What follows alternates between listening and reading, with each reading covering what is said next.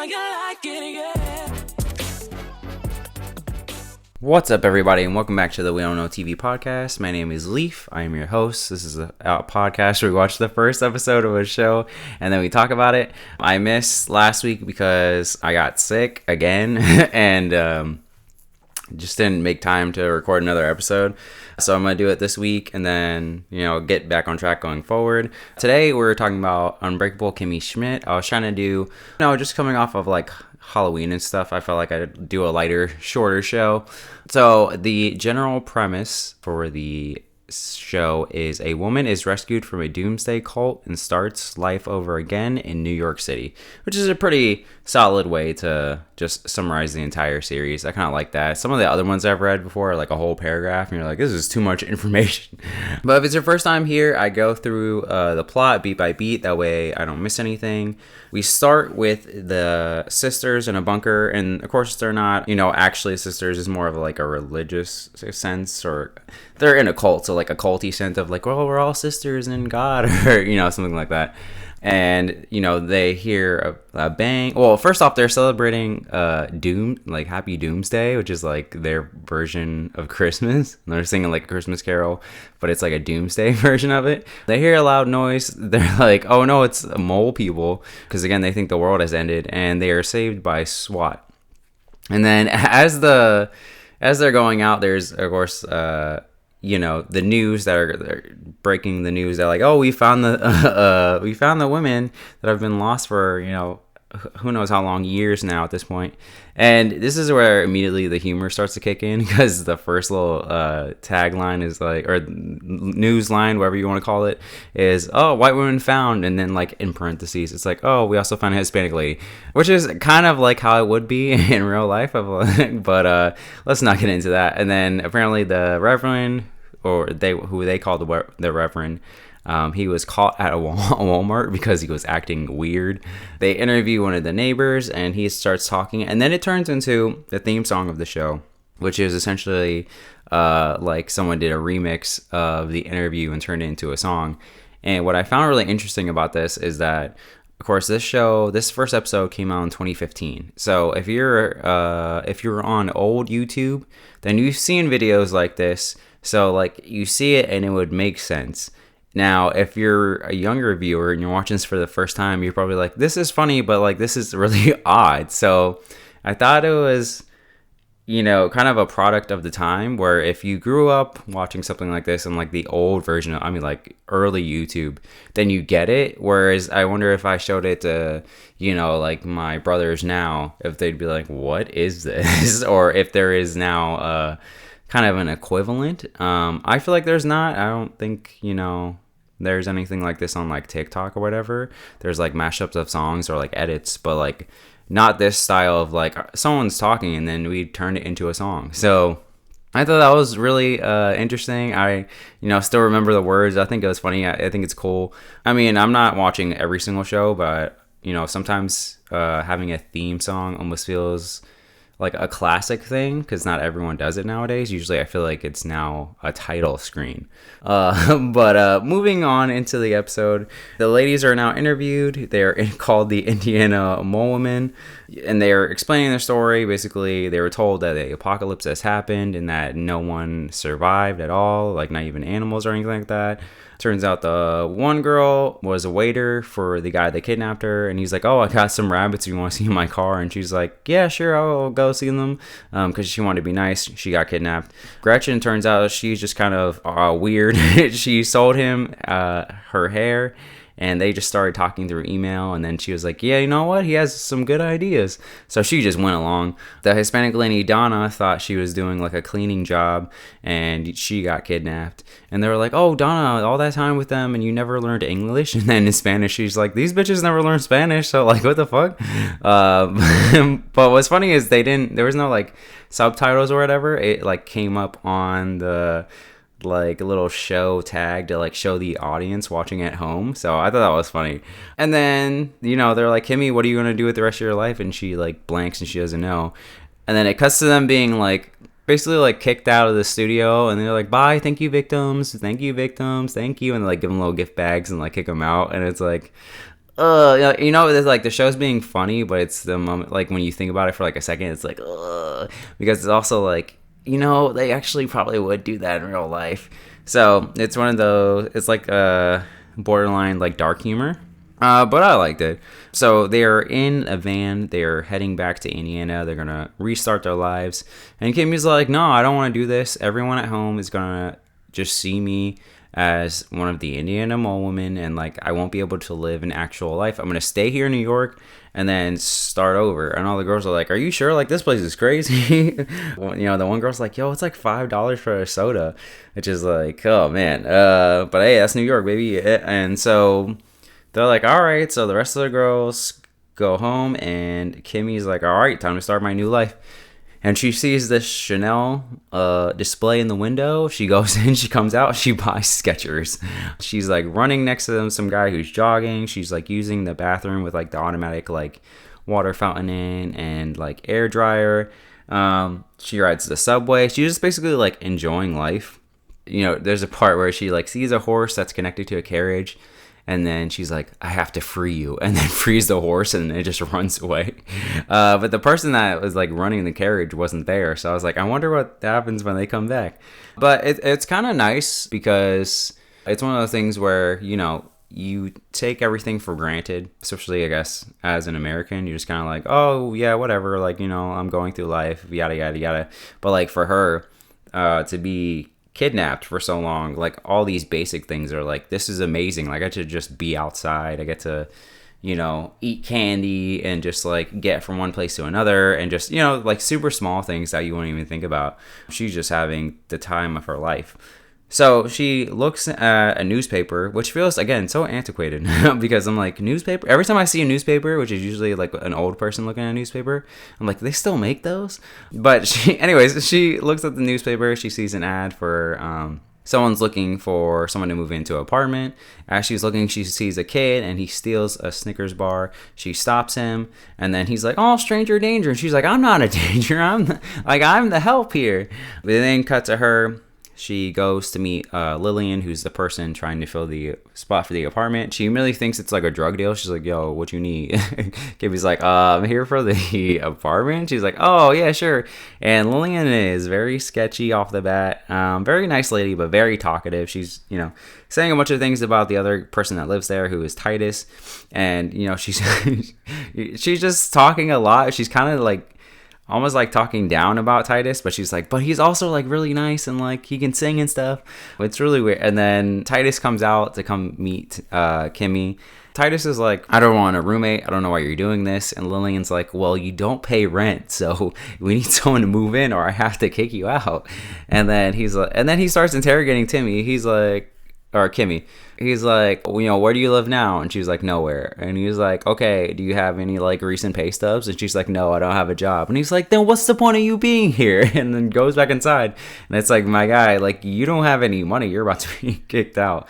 But immediately, you know, all the memories of like who Titus is, because I've seen this series, of who Titus is as a character comes back, and he's just so over the top but like funny, and it's awesome. Kimmy goes back. She's like, I'm gonna go get a job and I'm gonna come back and get this place.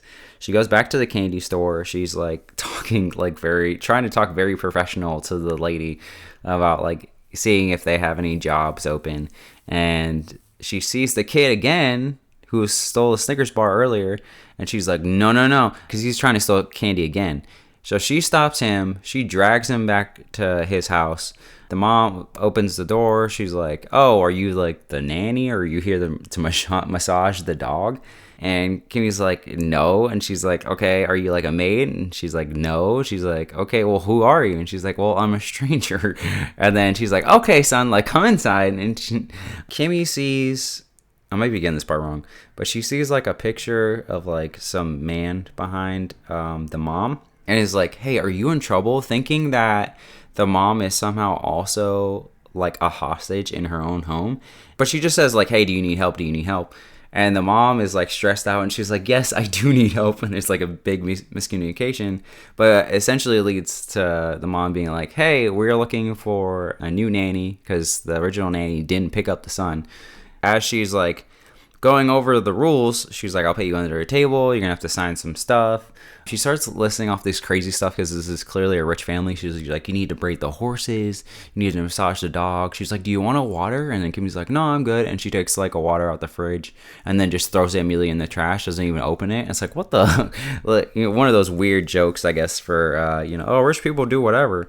Kimmy's introduced to the tutor who's just kind of sitting there by himself. So it's like, is he doing the homework? What the? We actually don't really spend any time with him, but I feel like he plays a part, at least in the first season. But essentially all he is like, he's like, yo, are you like a regular person? Because I need like a regular person around here. And Kimmy's like, yeah, I'm pretty chill, even though we clearly know that she's not. Kimmy goes back to get the apartment now that she has a job.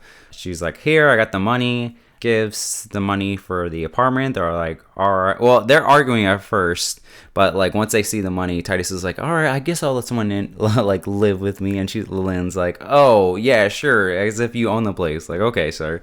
But yeah, so Kimmy gets a spot. She goes in. Titus is like, oh, this is your room, it's just a closet. But of course, because Kimmy's been living in a bunker, she's like, this is amazing. I have my own space. It's so big. I have my own window. And he's like, what is wrong with this girl? She goes to unpack, which is just her backpack. And he's like, something's not adding up. You have a secret. Like, you need to spill what it is. And she's like, okay, truth is, I'm from Indiana. And before she can continue, he's like, say less. I get it. Just so funny because it's like, it's one of those like big city versus small city type mentalities where he's like, oh, you're from a small city? Like, yeah, sure. Okay, I get it. You pack light, whatever.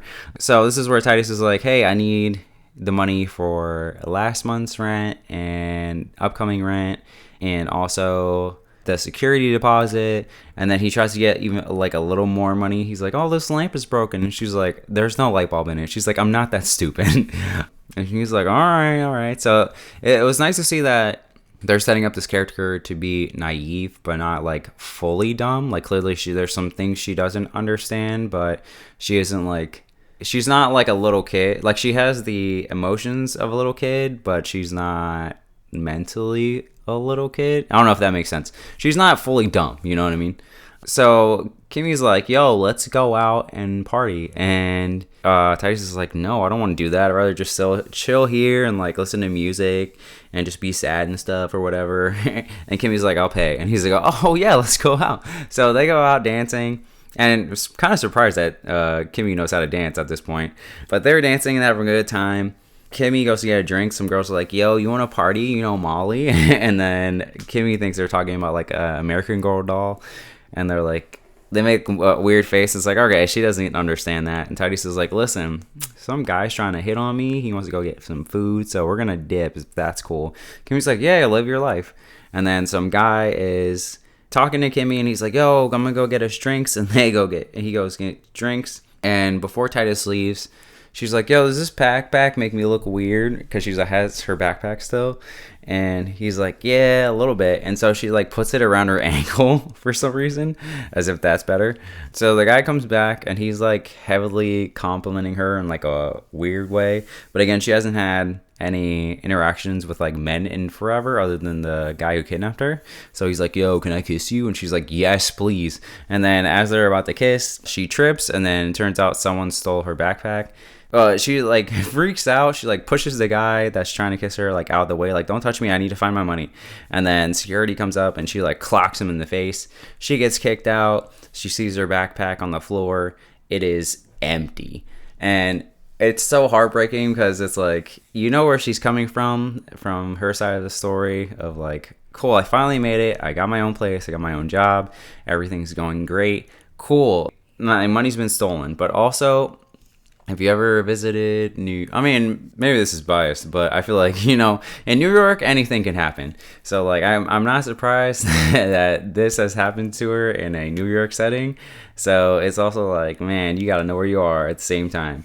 Next day, she goes to work. The mom's like, yo, you took forever. I'm like, you're fired.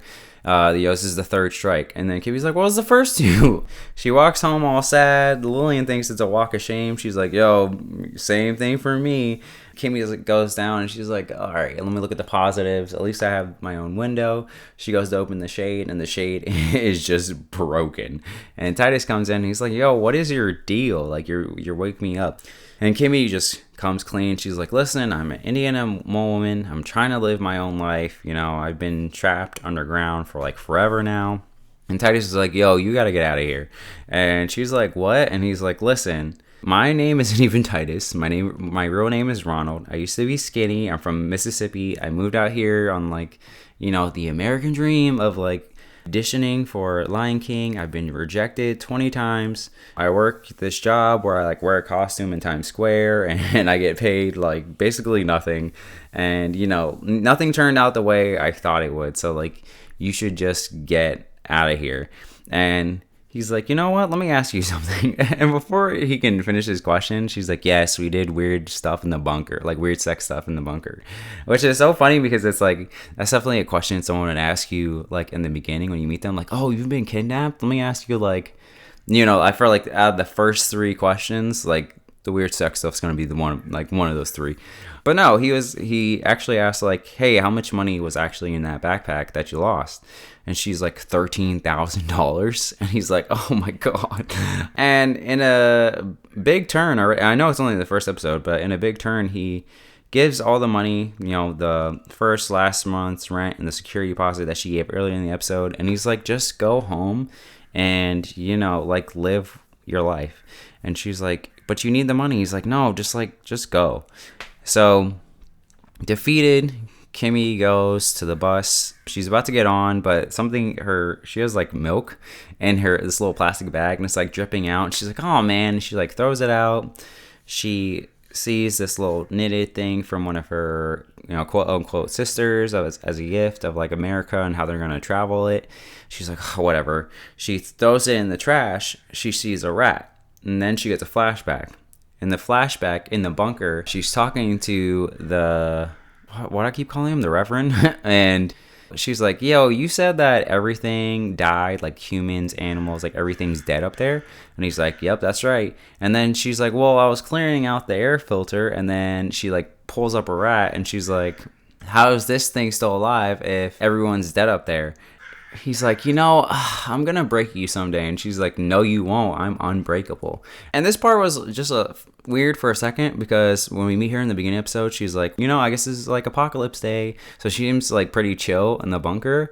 So it's like, did he end up breaking you? Or like, have you ever always been rebelling? Like, it's not very clear. I'm sure that, you know, the show will get more into it. But anyways, that flashback was enough to be like, no, I need to like stand up for myself. So she goes to Times Square. She finds Titus. She's like, listen, life keeps kicking us down, but we keep thriving and surviving. Even though we haven't like made it yet, we can make it. We just have to keep going. She's like, you've always wanted to sing. So we're in Times Square now. Just sing right now. He's like, all right. And they start singing Circle of Life from The Lion King. And as they do it, the show like pans out to show like more of like Times Square. Like people are moving around, cars are going, and they make the surrounding sounds louder. So it's just people walking, like honking, like construction going on as they're singing. And it's so funny because it is very much this moment encapsulates, I feel like, every experience I've had of like New York, like downtown New York or whatever you want to call it. Or like Manhattan or whatever, like Times Square, that area of like, they want to live their dream, but the world keeps moving around you, right? So it's like very much of like, this is my story, but when you really pan out, it's like, well, everyone else is kind of doing their own thing. So I kind of like this mixture of like, yes, they are the main characters, but like in this moment, especially in this big city and vastness of New York, it is not like everyone's like eyes on them. It's only us as a viewer that has eyes on them. I don't know if that really makes sense, but you know, it plays for their joke, and I think it works for the theme and just the location of where they're at. Of like, you want to make it big, but you're only kind of big in your bubble because everything else is just like flying by you. But yeah, and that's where the episode ends, and it was kind of. interesting to end right there, because I'm so used to watching all of these shows that are like 40 minutes long that when I kind of got to this part, I was like, oh, I expected, not expect, well, yeah, I guess I'm used to more. So it just being like, and that's the first episode. What do you think about it? It's kind of like, oh, okay, I can kind of see in this just, actually, I don't even know what I want to say, but I guess I was just, I was looking for the episode to be more filled with stuff, but this gives you just enough to be like, hey, are you interested in this? And then just kind of ends. And again, I don't remember if this was like, if this is Netflix style, right? It is enough to just be like, hey, watch more of this so you can binge the whole thing. I don't know if any of that is making sense. I might just be talking at this point. But I have a 3-point rating scale. So it is 1 and done. It is I'm in, and give it a chance. With this one, I would say give it a chance. I wouldn't say I'm in, just because I don't feel like I connected with any of the characters enough to be like, I definitely have to watch the next episode.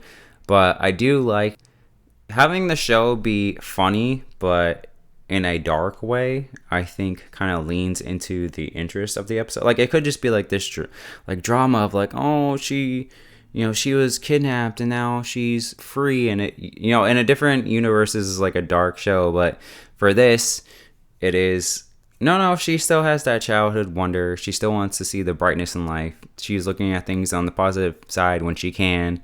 And she just wants to, make not a name for herself, but she wants to separate herself from her past. So having all of that fun, and then having her roommate be like, oh yeah, I want to make it big, but like I don't make any money and I don't work, is like, I think looking at the brighter side of everything makes it interesting enough that I want to see where her story goes, especially because people don't know her past. But I don't think that anything in particular is like, I have to like see where this goes.